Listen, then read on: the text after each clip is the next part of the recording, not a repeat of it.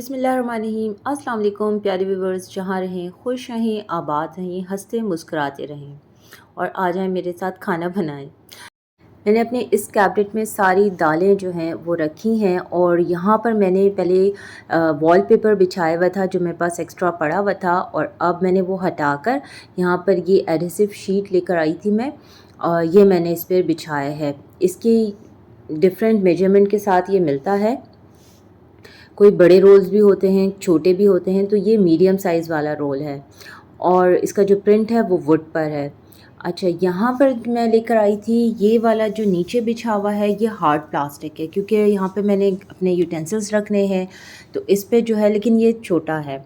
और ये जो ऊपर बिछा हुआ है ये भी अगेन एडहेसिव है। यहाँ पर पहले मैंने पेपर्स बिछाए हुए थे, वो सब मैंने हटा दिया और अब ये तो हार्ड प्लास्टिक वाला है और बहुत अच्छा है, एंटी स्लिप है। इनके बर्तन रख के ना आगे पीछे स्लिप नहीं करता। डिफरेंट डिज़ाइन में, डिफरेंट कलर्स में मिलते हैं। मुझे ये ब्लैक और वाइट में बहुत अच्छा लगा तो मैंने इसके साथ ले लिया। और ऊपर वाली कैबिनेट में जो है मैंने वैसे ही एडहेसिव शीट बिछाई हुई है। अच्छा, ये मैं 2 रोल लाई थी जिसमें मेरे कैबिनेट्स भी हो गए और इस तरह से मैंने अपने ड्रॉवर्स में भी इसको बिछा दिया है। वैसे ये दराज पर भी मौजूद है, लेकिन मैंने जो है वो डॉलर शॉप से लिया है अभी, और 270 रुपीज़ का 250 रुपीज़ की मुझे एक शीट मिली है। पहले मैंने एक फ़ुल साइज़ शीट ली थी तो वो मुझे 300 की मिली थी। फिर उसके बाद जो मैं लेकर आई हूँ तो वो छोटी थी क्योंकि कैबिनेट्स छोटे थे, तो फिर मैंने उसमें वो वाली शीट बिछाई है, ये जो अभी आपको दिखाई दे रही है। तो इस तरह से फिर मैंने अपनी जो है किचन के सारे कैबिनेट्स में पहले मैंने गिफ्ट पेपर्स बिछाए हुए थे, और उससे पहले जो मैंने ब्राउन पेपर्स बिछाए हुए थे, और उससे भी पहले मैं न्यूज़पेपर्स बिछाती थी। लेकिन अभी जो है मैं ये वाली शीट्स लेकर आई हूँ। और एडहेसिव से मीन्स ये इसके अंदर ग्लू लगी हुई है, बस आपने हल्के हल्के से इसको खोलते जाना है रोल को और चिपकाते जाना है, तो बहुत इजीली। और अगर गलत चिपक जाए तो आराम से इसे दोबारा उठाकर आप दोबारा से प्रॉपर चिपका लें, चिपक जाती है। तो जनाब, गर्मी आ गई है और गर्मियों में सारी सब्जियों के साथ दाल चावल दोपहर में तकरीबन हमारे यहाँ मस्ट होता है। तो बस मैं अभी दाल चढ़ा रही हूँ और दाल को मैं थोड़ी देर के लिए पानी में भिगो दूँगी, जब तक मैं अपनी सब्ज़ी बना लूँगी, फिर मैं दाल को पकाती हूँ। और बैंगन जो है वो, अब तो मैं जो भुर्ता भी बनाती हूँ तो पहले इसको कट लगा के अंदर से चेक कर लेती हूँ, वरना पहले मैं ऑनेस्टली जब भुर्ता बनाती थी तो नहीं करती थी, उसको मैं डायरेक्ट ही चूल्हे पर रख देती थी। फिर मुझे ख़्याल आया कि अगर इसके अंदर पता नहीं कितने कीड़े हम लोग खा गए होंगे भून भुना कर। तो ख़ैर अब जो है वो मैं पूरा भूनते टाइम भी उसको कट करके और प्रॉपर चेक कर लेती हूँ।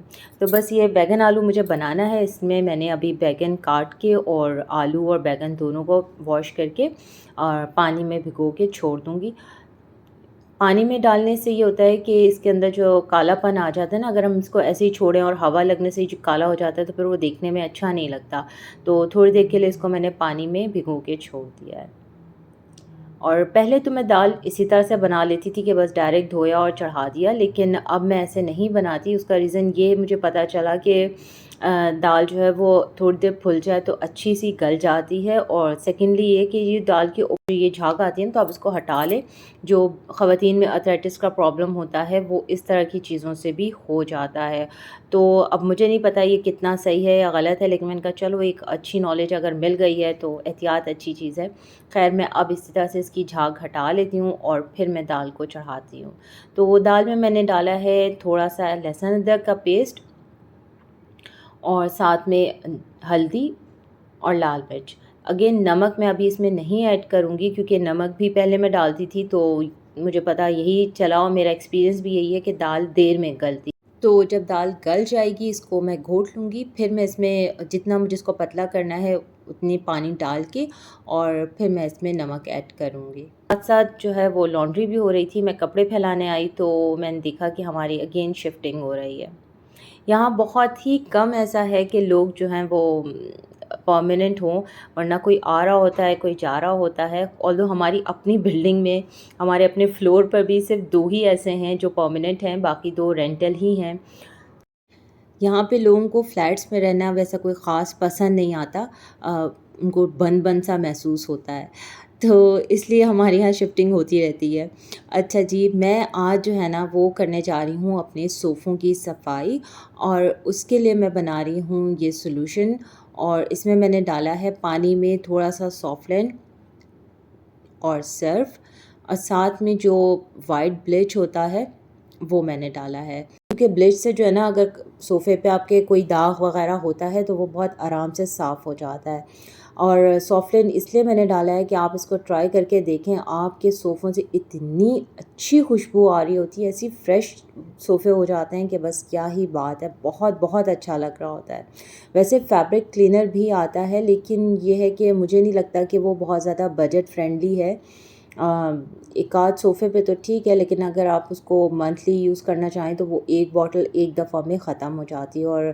और एज़ कम्पेयर ये जो सॉल्यूशन है ये आपको ज़्यादा बजट फ्रेंडली होता है। इससे आप इसी तरह के सॉल्यूशन बना के कारपेट भी क्लीन कर सकते हैं, अपने मैट्रेसेस भी क्लीन कर सकते हैं, और सोफ़ा भी साफ़ हो जाता है, डाइनिंग की चेयर्स भी साफ़ हो जाती हैं। तो मैं मंथ में एक दफ़ा तो ज़रूर ही करती हूँ। और अब चूँकि गर्मी आ गई है तो आप सोफ़े पे बैठें या डाइनिंग की चेयर्स पे बैठें तो बॉडी स्वेट करती है, और फिर जो है ना थोड़ी सी स्मेल आ रही होती है। अच्छा, तो पहले मैं अपना जो ड्राइंग रूम है इसको पूरा सेट कर लूँगी, और फिर उसके बाद मैं क्लीनिंग का काम शुरू करूँगी, क्योंकि आजकल एग्ज़ाम शुरू हो गए हैं। तो मैम का कुरान जो है उनका पेपर था, बस तो हमने यहीं पे याद वाद किया था सारा कुछ, तो इसको भी पहले मैंने समेट लिया सारा। और ये डिटेल कुरान है, मेरे पिछले ब्लॉग में इसकी पूरी डिटेल मौजूद है। अगर आपने लेना है, आप उसको रिव्यू करना चाहते हैं तो आप देख लें। और ये बहुत बहुत अच्छा कुरान है। अगर आप ख़ुद से अपनी भी तजवीद ख़वातीन जो है ना, वो एक टाइम हो जाता है क़ारी साहब से या क़ारिया से पढ़े हुए, तो उसके बाद घर में अपनी तजवीद को दोहराने के लिए बहुत बहुत हेल्पफुल है। आपको किसी के पास जाने की ज़रूरत नहीं है, और ऑनलाइन भी क्लासेस अगर आप नहीं ले सकते तो उसकी भी कोई टेंशन नहीं है। आपने एक दफ़ा ये कुरान ले लेना है तो आपके मसले हल हो जाएंगे। और जनाब, बाहर का काम चल रहा हो, किचन का काम चल रहा हो, किचन तो जान नहीं छोड़ता, इतनी जल्दी तो कुकिंग होती नहीं है। और मुझे ऐसी कुकिंग बहुत अच्छी लगती है जिसके सर पे मुझे सवार नहीं होना पड़ता। तो बस मेरी दाल हो गई रेडी, और बस इसमें मुझे जितना पानी चाहिए वो मैंने डाल दिया, उसमें साथ में नमक डाल दिया। अब पानी थोड़ा सा पक जाएगा तो मैं चूल्हा बंद कर दूँगी। और पोछा जो है, सोफ़े की पुछाई तो अभी पीछे रह गई, फिर मैंने सोचा कि मैं अब जब किचन में हूँ ही तो मैं साथ-साथ सालन भी चढ़ा लूँ, ताकि एक दफ़ा में ना मेरा किचन से फ्री हो जाऊँ। फिर बाहर, क्योंकि काम जब आप कोई भी एक जगह को फ़िक्स करते हैं ना तो दूसरी जगह डिस्टर्ब होती है। तो जनाब, साथ-साथ अब मैं अपना बैंगन आलू तैयार कर रही हूँ। उसमें मैंने फ़ोड़न डाला है राई, मेथी दाना और ज़ीरा। ये तीनों चीज़ें डालकर थोड़ा-सा मैं इसे पकाऊँगी, यानी कि फ्राई करूँगी। और फिर इसमें मैंने प्याज़ डाला है। प्याज़ मैं पीस के नहीं डालती, ऐसे ही मोटी प्याज़ काट के डालती हूँ, ये बैंगन के साथ ही मिक्स हो जाएगी। कुछ लोग प्याज़ को भून के भी डालते हैं, लेकिन मैं मसाला नहीं भूनती, बस मैं इसी तरह से ही बनाती हूँ। और सब कुछ एक साथ डाल देती हूँ, नमक, मिर्च, हल्दी, बैंगन वो सॉरी टमाटर का पेस्ट, या पूरा टमाटर जो भी आप डालें। और ये है मैजिक मसाला, ये भी मैंने इसमें डाला है। इसको थोड़ा-सा मैं भूनूँगी, और साथ-साथ मैंने चावल भी चढ़ा दिया है, ताकि खाने का जो काम है ना वो एक दफ़ा में ख़त्म हो जाए। अच्छा, मेरे पास बटर नहीं था तो मैंने इसमें थोड़ा-सा कुकिंग ऑयल अभी ही ऐड किया है, वरना बटर होता तो जब मैं इसका दम लगा रही होती तब मैं उसमें बटर डालती हूँ। और बैंगन आलू को भून के बस अब मैंने उसमें पानी डाल दिया है थोड़ा-सा, क्योंकि बैंगन आलू नहीं गलेगा अगर मैं पानी नहीं डालूँगी, तो मुझे ऐसा लगता है। बाज़ लोग नहीं डालते हैं सब्ज़ी में पानी, मगर मैं थोड़ा-सा पानी ज़रूर ऐड करती हूँ। और किचन में आप खड़े हों तो एक साथ 10 काम हो रहे होते हैं। तो मैंने कहा जब तक मेरा चावल बॉयल हो जाएगा, मैं साथ-साथ जो है वो पानी की बॉटल्स भर लेती हूँ। और इस तरह से ये वाला मैंने ब्रश लिया हुआ है, जिसको मैंने यहाँ पर दीवार में हुक से लगाया है। ये स्टिक ऑन वाले हुक्स हैं, उनके साथ मैंने इसको चिपकाया है। और इसका फ़नल भी मैंने इसी तरह से यहाँ पर होल्डर जो है चिपका के उस पे लगाया है। चीज़ें ना अपनी अपनी जगह पर हो तो बड़ा कन्वीनियंट लगता है। एक कोई कॉर्नर किसी चीज़ के लिए फ़िक्स हो जाता है ना, तो अगर आपके अलावा भी कोई किचन में आ रहा होता है तो उसे पूछना नहीं पड़ता। मुझे ऐसा लगता है कि किचन इतना ही, या कोई भी आपके घर का हिस्सा इतना ही ऑर्गेनाइज़ होना चाहिए कि आपके अलावा भी अगर जैसे कभी आप नहीं हैं, आपके बच्चे उसको सर्व कर रहे हैं या घर का कोई और मेंबर उसको सर्व कर रहा है, तो उसको परेशानी ना हो कि उसको ये नहीं मिल रहा, वो नहीं मिल रहा। तो किचन बहुत ऑर्गेनाइज़ होना चाहिए, घर ऑर्गेनाइज़ होना चाहिए। बहुत महंगी चीज़ें ना हो बेशक आपके पास, लेकिन छोटी-छोटी चीज़ों से भी ऑर्गेनाइज़ कर सकते हैं। तो जनाब, पानी की बॉटल्स मैंने भर ली हैं और उसके बाद मैंने अपने प्याज का सलाद बनाना था, वो भी प्याज काट के पानी में थोड़ा-सा रख दिया है। और जब चावल को ड्रेन करें ना, तो कभी भी ऐसे नल के ऊपर रख के देगची ना किया करें। बिगनर्स तो बिल्कुल भी ना किया करें। बिस्मिल्लाह पढ़ के पानी जो है वो इस तरह से छन्ने में डाल के, स्ट्रेनर में डाल के चावल को पसा लिया करें या उसका पानी निथार लिया करें। और माशाल्लाह माशाल्लाह कड़ी पत्ते का पौधा बहुत बहुत अच्छा ग्रो कर रहा है। ये ज़मीन में होता तो और ही जल्दी ग्रो कर जाता। तो इसमें से जब आप कड़ी पत्ता को तोड़े ना, आपके हाथ से भी कड़ी पत्ते की खुशबू आ रही होती है, इतनी अच्छी खुशबू आती है। तो बस अब मैं अपनी दाल को बघारूँगी। अच्छा, मुझसे ना ये भी पूछा था, ये जो स्टैंड है, अब मुझे ख़ुद भी नहीं पता इसको वैसे क्या कहते हैं, ये मैंने कराची गुल प्लाज़ा से लिया था 1000 रुपीज़ में। और बस मैं ऐसे ही चलते हुए मुझे नज़र आ गया तो मैंने इसको ले लिया, लेकिन इसे कहते क्या हैं ये मुझे ख़ुद भी नहीं पता।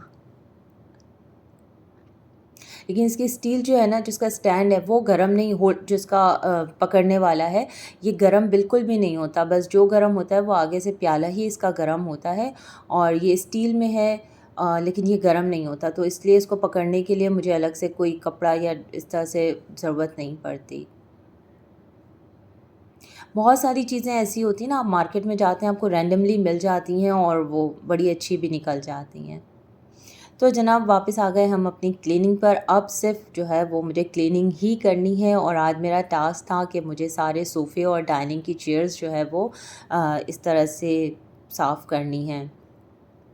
अच्छा, जैसे-जैसे हमारे घर में बच्चियाँ बड़ी होती जाती हैं ना, हमारे ड्राइंग रूम के ऊपर तवज्जो बढ़ती चली जाती है।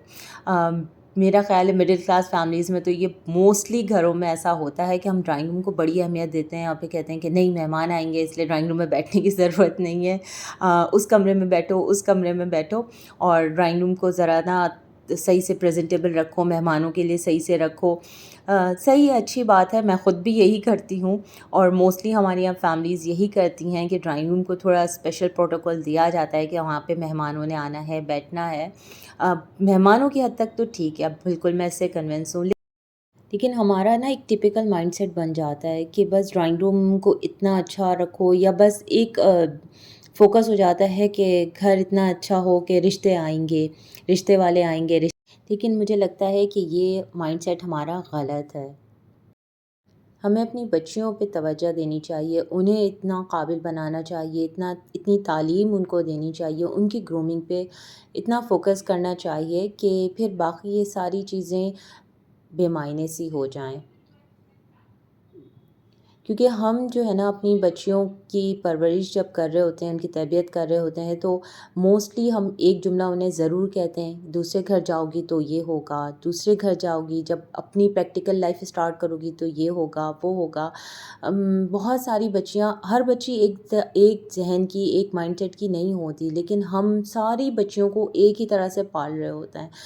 तो बाज़ औक़ात ऐसा होता है कि कुछ बच्चियों का माइंडसेट बचपन से फिर बन ही जाता है, और ये बहुत मैंने प्रैक्टिकली ये चीज़ देखी है कि उनके ज़हन में होता है कि बस ठीक है, रिज़ल्ट कुछ भी आ रहा हो, पढ़ाई कुछ भी हो रही हो, बहुत काबिल होती हैं, लेकिन उनके ज़हन में ये होता है कि बस हमारी तो शादी हो जानी है, हमारी तो शादी हो जानी है। और अल्लाह ना करे, अगर खुदा ना ख़ास्ता उन बच्चियों की शादी लेट हो जाए या वो शादी के बाद खुश नहीं हो, तो फिर वो बच्चियाँ जितनी डिस्टर्ब होती हैं ना, आप उन्हें कुछ भी करके दे लें, मगर आप उनका वो दुःख ख़त्म नहीं कर सकते, या उनकी वो मेंटली जितनी वो स्ट्रेस में चली जाती हैं, वो आप उनका स्ट्रेस कम नहीं कर सकते। हमें इस तरह से नहीं करना चाहिए। मैं ख़ुद भी 3 माशाल्लाह बच्चियों की माँ हूँ, मगर मेरी कोशिश यही होती है कि मैं अपनी बच्चियों की तरबियत में करूँ कि वो इंडिपेंडेंट बने, बजाय इस बात को फ़ोकस करने के कि मैं उनको हर वक्त ये डराती रहूँ कि तुमने दूसरे घर जाना है, तुमने दूसरे घर जाना है। ये ठीक है, ये भी अपनी जगह एक फ़ैक्ट है कि जब वो सीखेंगी तो जाके इम्प्लीमेंट करेंगी, एकदम से किसी को कोई चीज़ नहीं आ जाती, उन्हें मेंटली प्रिपेयर करना पड़ता है, लेकिन बहुत ज़्यादा स्ट्रेस नहीं देना चाहिए। शादी ही लाइफ नहीं है, बल्कि शादी अ पार्ट ऑफ लाइफ है, मुझे ऐसा लगता है। आप में से कितने मेरे साथ मुत्तफ़िक़ हैं, प्लीज़ अपने कमेंट्स में मुझे ज़रूर बताइएगा, मुझे भी अच्छी गाइडलाइन मिल जाएगी। और जनाब, ये मेरा जो वैक्यूम का डंडा था, ये सारे पाइप्स मेरे टूट गए थे और मैं इनको टेप लगा के चला रही थी क्योंकि इनके पाइप्स मिल ही नहीं रहे थे। तो अल्हम्दुलिल्लाह अब ये मिल गया और इनके बगैर तो मेरी क्लीनिंग नामुमकिन है। तो बस सारी क्लीनिंग हो गई और अब है लंच टाइम और अब हम खाएंगे दाल चावल बैगन आलू विद पापड़ और सलाद। और मैं तो खाती हूँ हाथ से, मैं अपनी बेटियों की तरह स्पून से नहीं खाती। पता नहीं उन लोगों को कैसे तसल्ली होती है स्पून से खाकर, मुझे तो बिल्कुल भी नहीं होती है। तो बस जनाब, यहीं तक था मेरा आज का व्लॉग। नेक्स्ट वक्त मुलाकात होगी, तब तक के लिए अल्लाह हाफ़िज़।